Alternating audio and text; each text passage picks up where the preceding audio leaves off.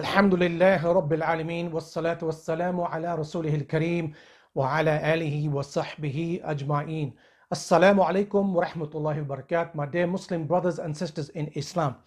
Yesterday Sajid Javid said what we were all expecting he would say, showing his unequivocal support for the Israeli Zionist terrorist state despite what this Israeli state has been doing against the Muslims in Gaza for the last 10 days.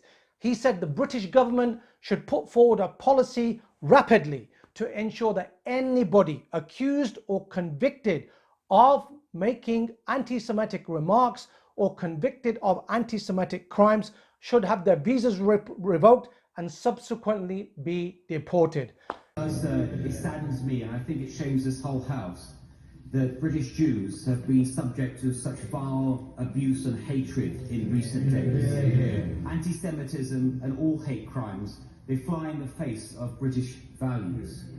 So whilst I welcome all the actions that my right honourable friend is taking to fight hate crime, to bring people together, may I ask him to consider urgently an immediate and specific policy of revoking the visas of any foreign national that commits an act of anti-Semitism or any other hate crime.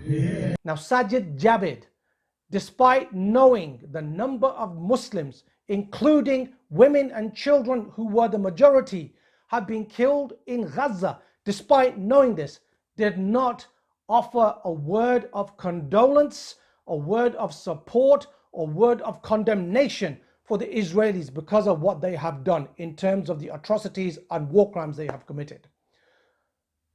Additionally, Muslims have been writing to their MPs. Muslims have been encouraged to sign petitions to the British government to achieve what?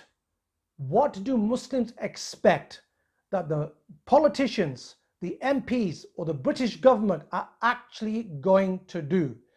One member of the Muslim community who wrote to his MP received a very critical response, almost criticizing and accusing the whole of the Muslim population in Gaza for the crimes that are being committed against them by the Israeli state.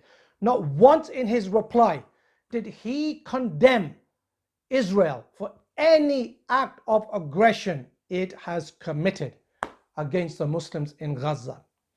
So I ask my Muslim brothers and sisters, we living in the West, in the civilized West, in a capitalist, secular society where these governments have urged and asked the Israeli state to restrict its activities within international law, when these governments like the UK and the US flout these international conventions themselves when they conduct operations anywhere in the Muslim world, then why do they, or anybody else for that matter, expect the Israelis to restrict their activities, to not target Muslim women and children? Why do they expect the Israelis to observe and restrict their activities within international law and within the Geneva Convention? We as Muslims living in the West cannot follow the same narrative. We as Muslims cannot peddle the same narrative. We cannot be asking our MPs, the British government, to request that the Israelis ceasefire. We cannot ask the British government or the MPs, including the Muslim MPs who have categorically and unequivocally shown their support for Israel. We cannot be asking them to request from Israel to stop its atrocities.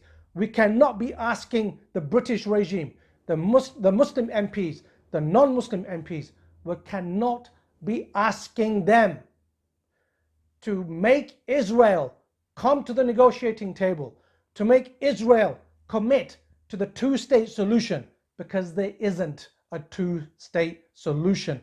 We cannot be following the narrative that the socialists, the LGBT supporters, the leftists are peddling either, that they are wanting the Israelis and the Palestinians to be living together in coexistence with religious tolerance. They want the two-state solution to be re-established and reasserted in the negotiations. We cannot, as Muslims, allow this narrative to continue. Our narrative is what Allah subhanahu wa ta'ala has said in the Quran, where He says, قَاتِلُوهُمْ يُعَذِّبُهُمُ اللَّهُ بِأَيْدِيكُمْ.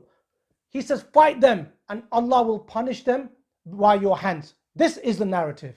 I urge my Muslim brothers and sisters in Islam not to bow down and not to request from these MPs, Muslim or otherwise, anything.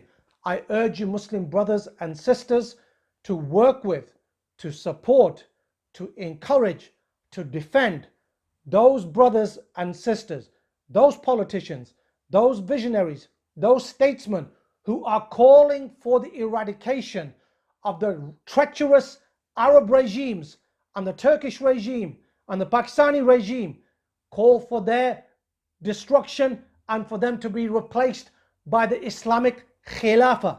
Only then will the troops that are waiting to liberate our Muslim brothers and sisters, only then will they be mobilized. And only then will the life, the blood, the honor, the property of the Muslims in Gaza, in Al-Khalil, in Jenin, in Bayt al-Maqdis, only then will all of that be protected and preserved. And only then will the takbirat from Masjid al-Aqsa be heard throughout the whole of the world.